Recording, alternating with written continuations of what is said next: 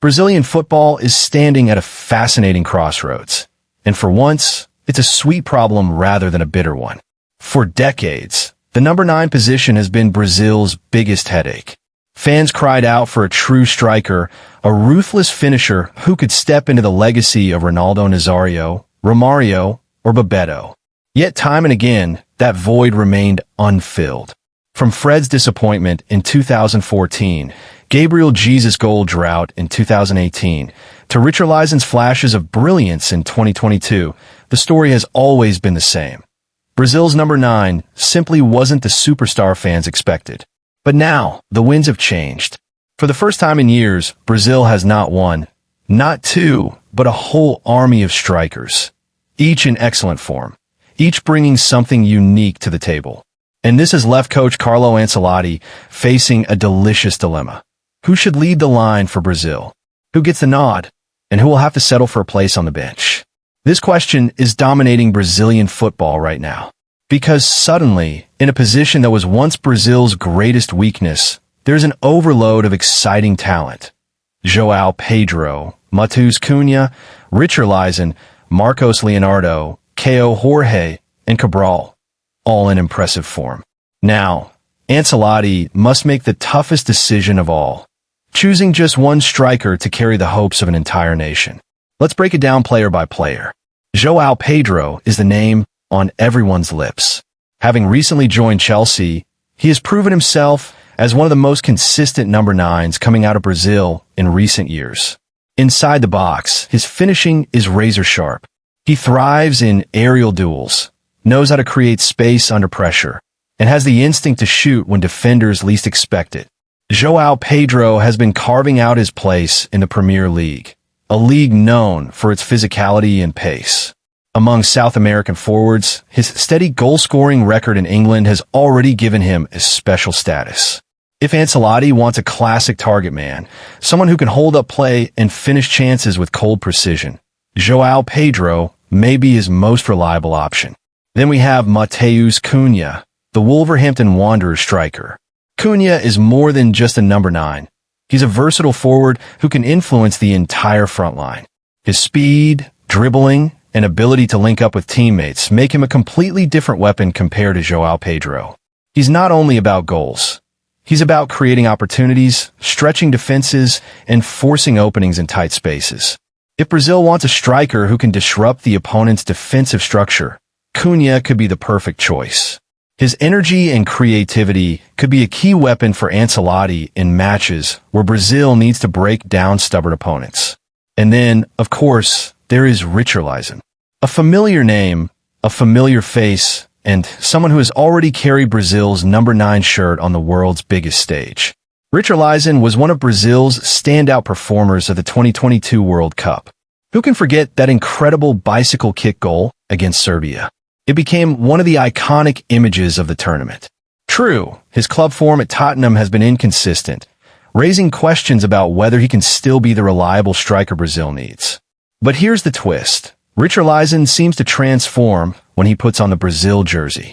For the Seleção, he plays with fire, with passion, and with a sense of responsibility. In fact, he's just started the season with a fantastic brace, silencing doubters once again. His mentality, his experience in big tournaments, and his ability to rise to the occasion could make him too valuable for Ancelotti to ignore. Now let's turn to the new generation.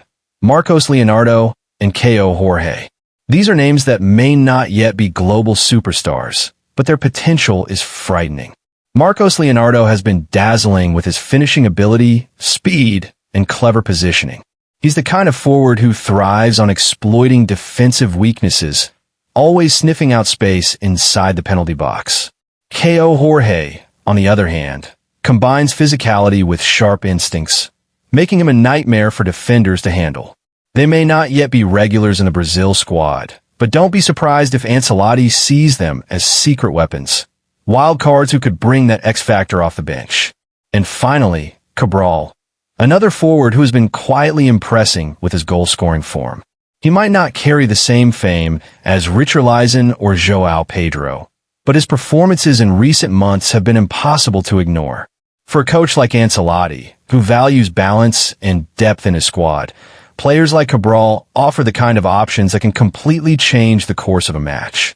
So, here lies the real challenge for Carlo Ancelotti. Brazil has gone from having a striker crisis to having a striker overload. The once empty cupboard is now overflowing with talent. Each player offers something different. Pedro, the clinical target man. Cunha, the versatile disruptor. Richarlison, the big game warrior. Leonardo and Kaio Jorge, the hungry young guns. And Cabral, the underrated finisher. But football isn't just about individuals. It's about fitting the right piece into the right puzzle. Ancelotti must decide. Does he want a striker who stays in the box and finishes chances, or one who drifts wide and links up with Vinicius Jr. and Rafinha? Does he go for youth and energy, or experience and reliability? For years, Brazil's attack has relied on Neymar, Vinicius, and Rafinha to provide the magic. But the absence of a pure number 9 always left a gap. Now, with so many exciting options, Brazil may finally find the balance they've been missing. The question is, who will carry that legendary number 9 shirt into the 2026 World Cup? One thing is certain, Brazil fans can finally dream again. They can dream of a team that not only entertains with flair, but also finishes with deadly efficiency. The ghosts of past disappointments, Fred in 2014, Gabriel Jesus in 2018, even Richarlison's inconsistency in 2022, could soon be erased by this new golden generation of strikers. Carlo Ancelotti is a coach known for his tactical intelligence, his calmness under pressure, and his ability to manage star players. But perhaps his biggest challenge in Brazil won't be creating chances. It will be choosing who gets to finish them. And whichever way he goes, one thing is certain. Brazil's number 9 problem is no longer a curse. It has become a blessing. So football fans, what do you think? Should Ancelotti stick with Richarlison, the proven tournament striker?